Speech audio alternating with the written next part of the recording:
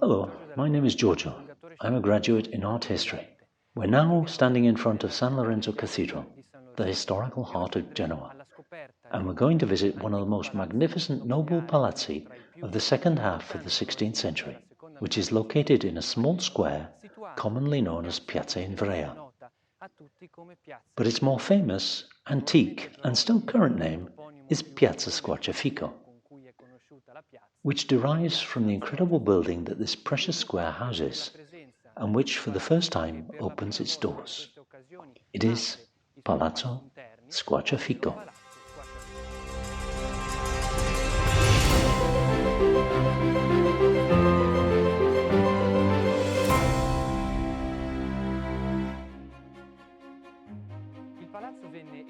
The palazzo was built between 1565 and 1566, commissioned by Stefano Squarciafico, who was a member of one of the principal noble families of Genoa.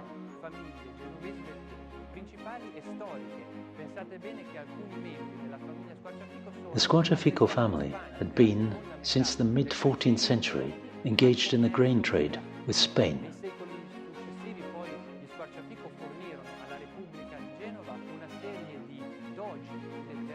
The family included numerous doges, men of letters, and sea captains of the Republic of Genoa.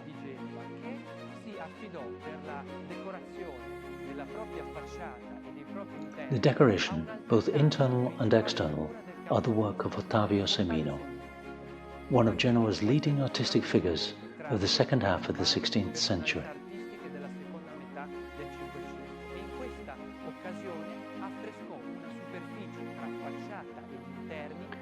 He specialized in facade frescoes, and for this building he worked on an area, internal and external, of 320 square meters. Unfortunately, today only 175 square meters remain.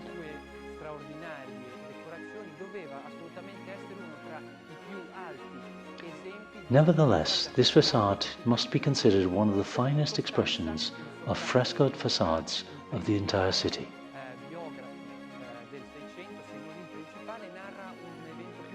As Soprani, a 17th century biographer, recounts, Giulio Cesare Procaccini, one of the greatest exponents of Lombard Baroque painting, exclaimed in front of this facade, "So you have Raffaello's beautiful work in Genoa, and you're in no hurry to show it to me."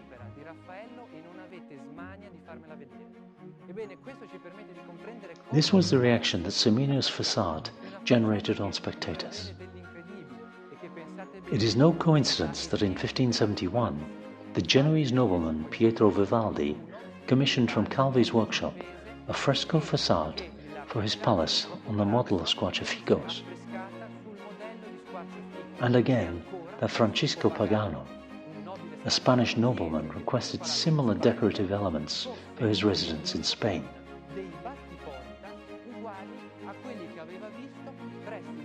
It is an absolutely unique building that, thanks to the hands of the painter, represents one of the finest expressions of fresco facade in Genoa.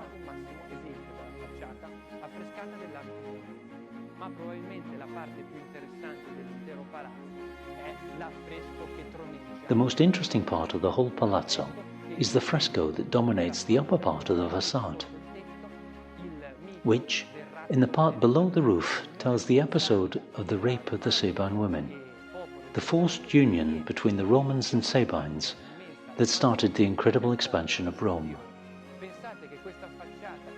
Imagine what a marvel it must have been to lead Procaccini to compare it to the works of Raphael.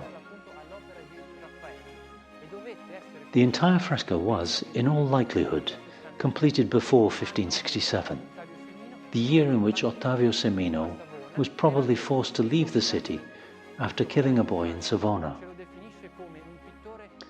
Soprani describes him as a great painter, but with a saturnine and uncontrolled character, the classic combination of genius and intemperance.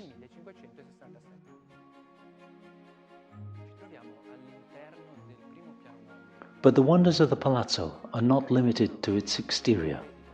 The interior spaces are equally magical.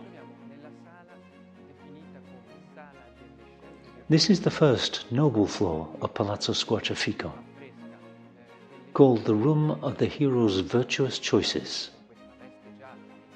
in which Ottavio Semino's frescoes depict episodes of the hero dressed in a yellow cloak and green gown,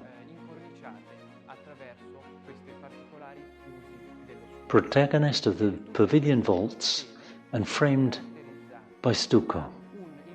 The frescoes present unique features such as the use of artificial lighting, symmetrical arrangement of the figures, and the choice of bright but soft colors characterizing the artistic language of Ottavio Semino and the late Renaissance manner that he developed together with his brother Andrea.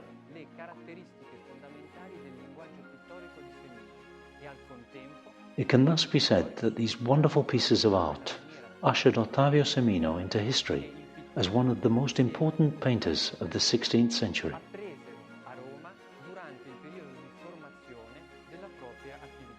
Ebbene, questa sala quindi ci permette proprio di comprendere l'unicità e la particolarità di un artista che può assolutamente essere considerato uno tra i principali artisti della seconda metà del Cinquecento. Ci troviamo all'interno del secondo ambiente del primo piano nobile di Palazzo Squarciafico.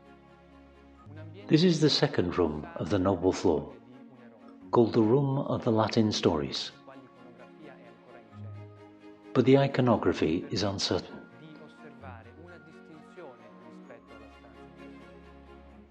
Unlike the decorations of the former room, here we can see that it appears to have been depicted with a somewhat milder and more hieratic artistic language, clearly distinguished by the use of vivid color and the weariness of the figures depicted by Ottavio Semino.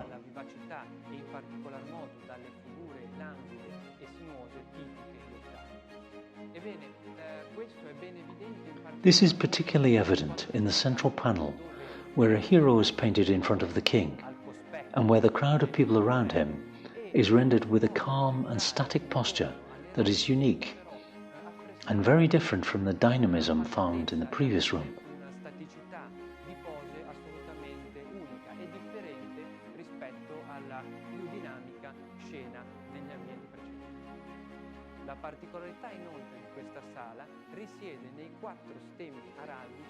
Another particularity lies in the presence, in the four corners of the room, of the four coats of arms representing the families who owned this building: the Squarciafico, the Spinola, the Doria, and the Invrea, each of them determined and shaped the fate of this magnificent palace.